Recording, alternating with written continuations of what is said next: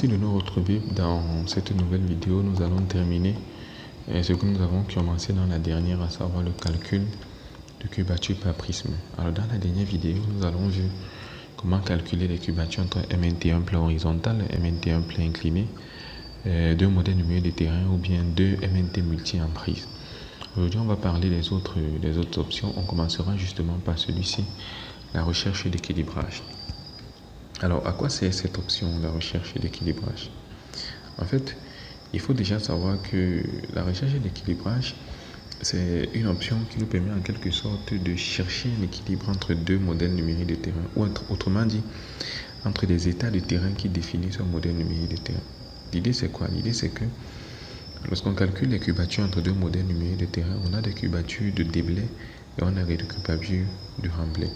Alors ici, la commande nous permet de rechercher un équilibre entre ces deux états de terrain. Alors la valeur, on a une tolérance, c'est-à-dire les volumes de déblai et de remblai doivent être égales plus ou moins une certaine tolérance. Pourquoi c'est important? C'est important pourquoi? Parce que par exemple sur un projet, c'est plus avantageux d'utiliser un volume c'est-à-dire une certaine quantité qui a été déblayée et de l'utiliser pour remblayer un autre endroit. C'est économique en termes de matériaux, mais aussi sur un plan financier, c'est très économique. Donc ça peut être intéressant de faire cela. Alors lorsqu'on clique donc sur recherche et de rééquilibrage, on demande de choisir les deux états de terrain. Bien sûr, ici on a déjà nos deux MNT. On a un premier MNT ici et un deuxième qu'on a défini ici avec un filtrage planimétrique de 40 à 41. C'est-à-dire les points qui sont calculés ici, ce sont des points qui ont une attitude comprise entre 40 et 41. Alors notre premier état de terrain, le voici, c'est TN, le principal. Le deuxième, c'était N2. Donc comme on le sait bien, le fichier récapitulatif, où est-ce qu'on le stocke, quel est le titre de notre listing, et on va ajouter un sous-titre. Maintenant ici, on a ce qu'on appelle la condition d'équilibre. Et on doit entrer la valeur, autrement dit la tolérance d'équilibre. Ça dit quoi? Ça veut dire que le volume de remblai doit être égal au volume de déblai plus ou moins une certaine tolérance. Alors ici, la certaine tolérance qu'on a mis, c'est 1 mètre cube, c'est-à-dire plus ou moins 1 mètre cube.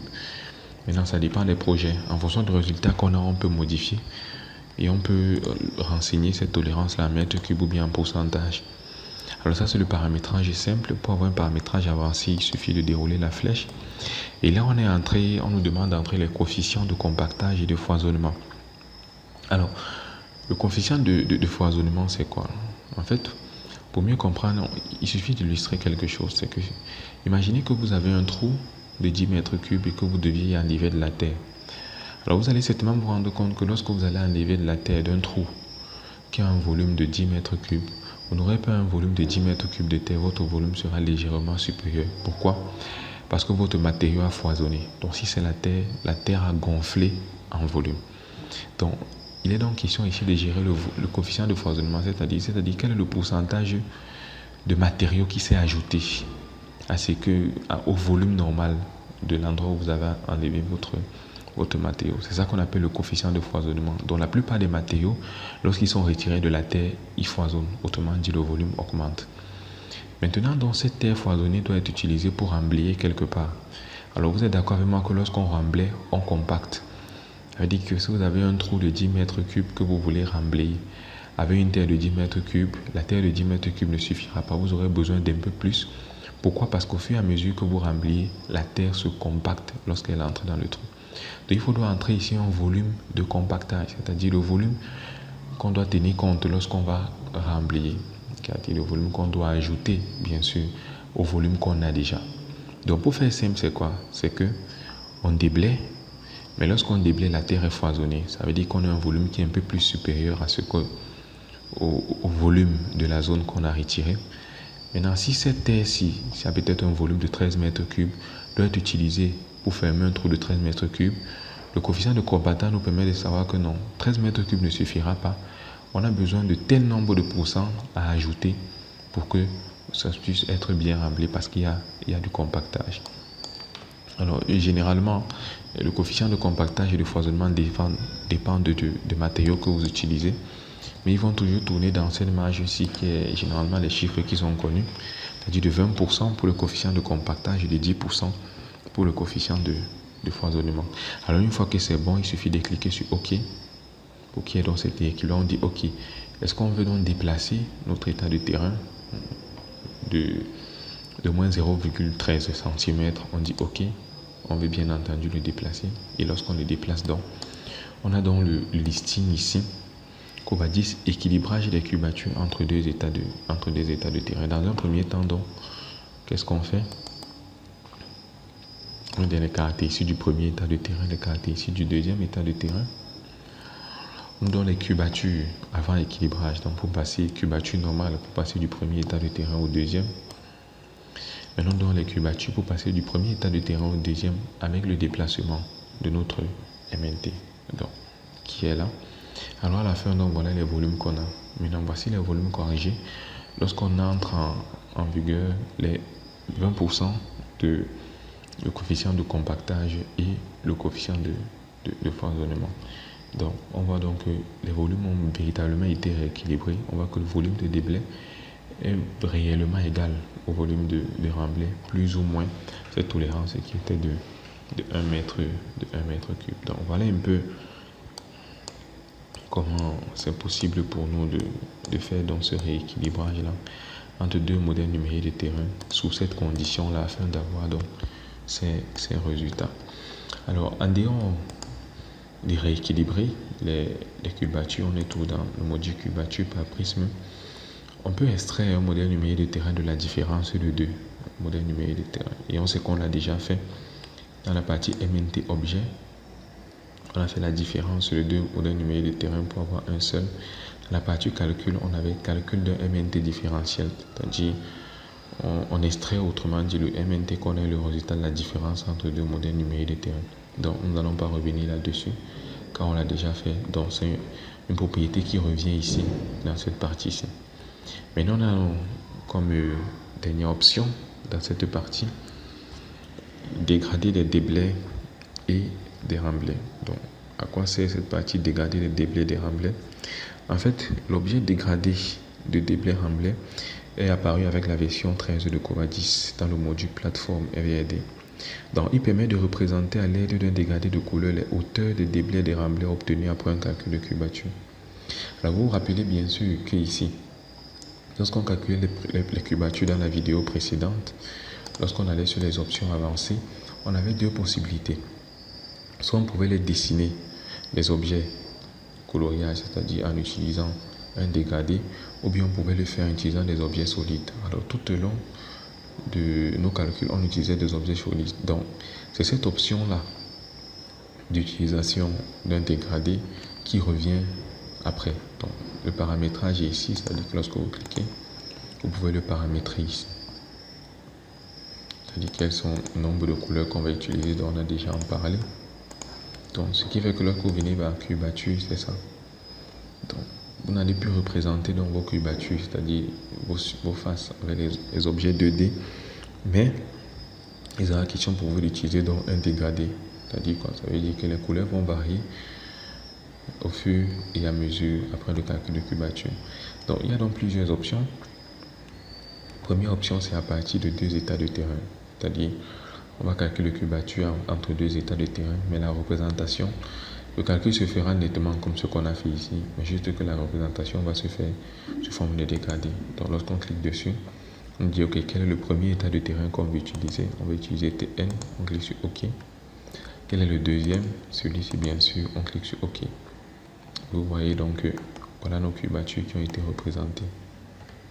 Et l'avantage aussi avec cette méthode, c'est qu'à la fin, on a une légende qui nous est fournie, étant donné que bien sûr c'est sous forme de dégradé. Donc la légende nous permet donc de savoir quelle tranche, bien quelle couleur dégradée correspond à quel dénivelé. Donc vous voyez donc ici on a des déblais, on a des remblais. Donc on voit que tous les déblais et les remblais sont entre moins 1 et 0. Et tous les remblais sont entre 0 et 1. C'est pour ça qu'on n'a pas beaucoup de couleurs, on a une seule. On a véritablement les couleurs utilisées, c'est-à-dire le rouge et le jaune. Donc c'est pas représenté sous forme de dégradé. Mais si vous avez des zones où on a vraiment des variations qui peuvent aller jusqu'à 2 mètres, 3 mètres, vous allez vous rendre compte qu'au fur et à mesure que ces variations-là vont se faire sentir, les volumes de déblais et des remblais seront représentés suivant différentes couleurs. C'est-à-dire, pour les déblais, ils seront représentés suivant différentes variations du jaune. Et les remblais seront représentés suivant différentes variations du rouge. C'est un peu à ça que cette option nous sert. Alors, elle nous permet de le faire entre deux MNT. Elle nous permet aussi de le faire à partir d'un état de terrain. Donc, l'option à partir d'un état de terrain, c'est cette commande-là qui permet de créer un objet dégradé à partir de la sélection d'un état de terrain unique. Donc, à partir d'un état de terrain unique et un plan horizontal, bien sûr. Donc, c'est un peu la même chose qu'ici. Il y a un plan horizontal. Mais sauf que là, le calcul se fera de la même façon, mais à la fin, on représente sous forme de dégradé. Donc, quel est l'état de terrain qu'on veut utiliser? On dit OK, c'est celui-ci. Voilà que la représentation s'est déjà faite. Et vous voyez qu'ici. Mais le problème, c'est que lorsqu'on valide, la première représentation qui est faite, c'est sur la base de 0. C'est-à-dire quoi? C'est-à-dire que le plan horizontal est à 0 mètre. C'est pour ça qu'ici, on a l'impression donc à 0 mètre, tous les cubatures sont des cubatures de remblai qui ont été, et vous voyez donc, elles étaient représentées, bien entendu, avec les différentes variations du rouge, parce qu'on a affaire à des remblais. Alors pour changer, il suffit donc de faire quoi? Donc pour changer, on va sélectionner notre contour. Ok, on dit Covadis déblai, dégradé déblai remblai. On le sélectionne et on va donc venir ici à altitude de référence. On peut entrer par exemple 41 et on valide. Donc vous voyez donc que lorsqu'on entre 41, on voit que c'est différent. On peut aller peut-être à 42, vous voyez, ou bien 43. Pardon, 43, on valide. Ou même 44, on valide. Donc vous voyez que la représentation s'est effectivement faite, mais elle s'est faite bien entendu suivant les différentes variations de nos couleurs. Donc vous voyez donc et à la fin ici, on a la légende qui va avec. C'est-à-dire, on sait qu'OK. Voici la légende qui tient en compte les déblais, les remblais et les différents écarts. Donc, la légende, on peut... Ok, ça c'est pour la rotation.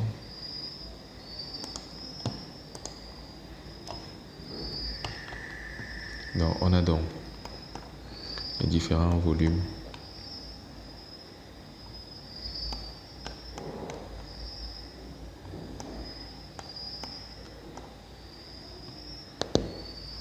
Très bien. Alors donc c'est un peu à ça que nous sert cette dernière option. Il faut dire que ce sont juste celles qu'on a utilisées en haut, mais à la fin, la représentation ne se fait plus avec des objets 2D d'AutoCAD, mais se fait tout simplement en utilisant cette option-là qui nous permet de représenter nos cubatures sous forme de dégradé. Et les deux autres, c'est la même chose, c'est-à-dire quoi? C'est-à-dire on peut le faire à partir d'un objet MNT. Donc cette option est identique à la précédente, hein, mais à part les données 3D. Les données 3D ne sont plus fournies à partir d'un état de terrain, mais à partir d'un objet MNT. Donc c'est la même chose, puisque parfois un état de terrain peut être représenté par un objet MNT.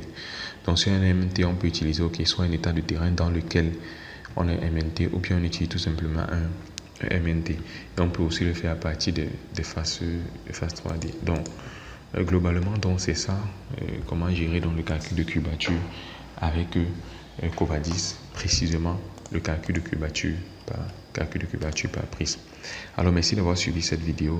Retrouvons-nous pour la prochaine vidéo où nous apprendrons encore davantage sur le calcul de cubature, mais cette fois-ci avec une autre méthode de calcul.